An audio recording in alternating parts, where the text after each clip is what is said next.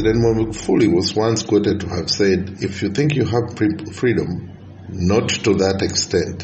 The level of fear that Tanzania went into has been captured too in these three cartoons by Tanzania's leading artists, including the Kenya-based Godfrey Mwampembwa, better known as Gado. Editorial cartoonist Masoud Kipanya and illustrator Yohana Mweno.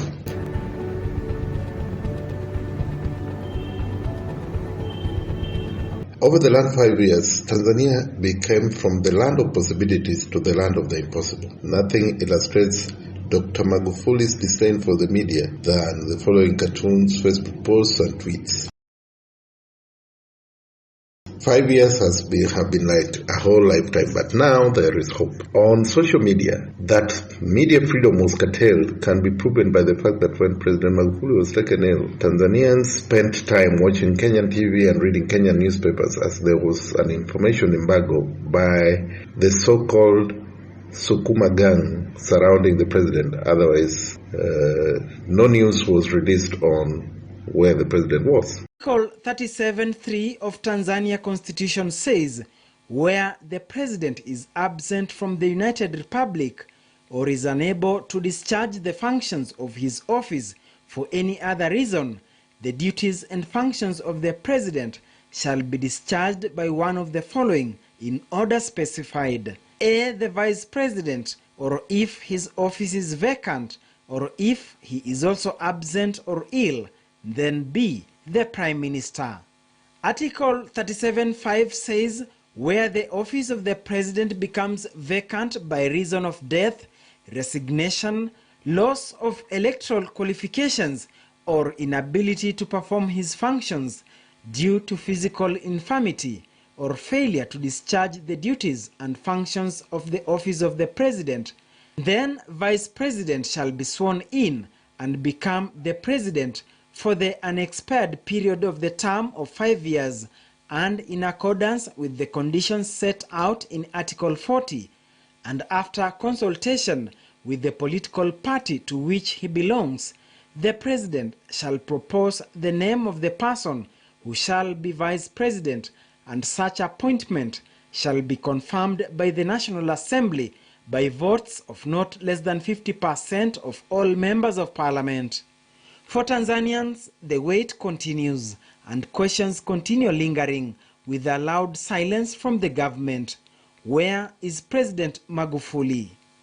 Duncan Hemba, KTN News. Fulminating against foreigners, investors, and anyone else was the norm during his 5 years in power. These were true reflections of his conflicted persona, 1 minute fulminating against all manner of enemies and the next speaking very positively about Kenya, for instance.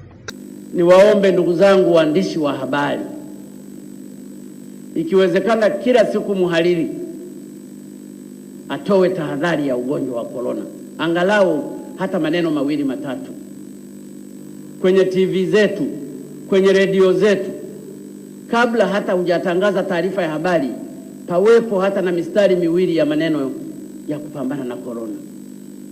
Tukizalau ndugu zangu tutakwisha. Lakini uzushi utatolewa wa kila aina. Ninyi hapa ndugu zangu walimu, siwaoni waliovaa manini yale yanaitwa yanavaa kimdomoni,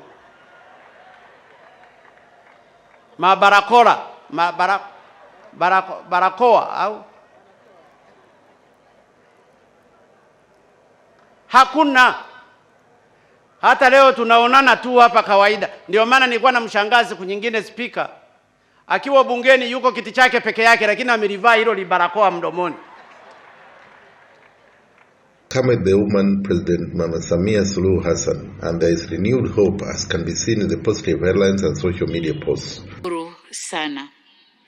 Nafahamu pia viongozi wa mihimili mitatu ya serikali ya Kenya, ukiwemo wewe Mheshimiwa Spika na Mheshimiwa Spika wa Bunge la Seneti, Mheshimiwa Kenneth Lusaka, mlitembelea makazi ya balozi wetu kutoa salamu za pole.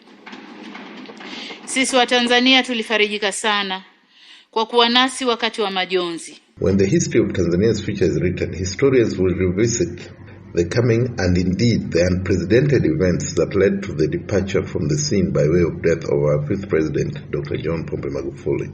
Those very historians shall also write of the critical role social media platforms played as in the yet to be declared second deprivation of the United Republic of Tanzania, so to speak, topmost of which was the Twitter platform. The government of Tanzania unsurprisingly shut off social media platforms in the lead up to the much maligned and botched 2020 elections to deny citizens a voice and room to citizen activism.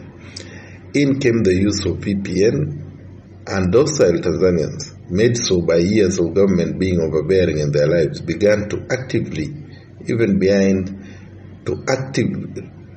engage even behind pseudonyms to openly defy government and President Magufuli. Twitter, Facebook, and Instagram became the go-to platform for alternative news, and it came as no surprise that for over 6 months government turned off access to the net so that citizens could not use the same without the use of VPN.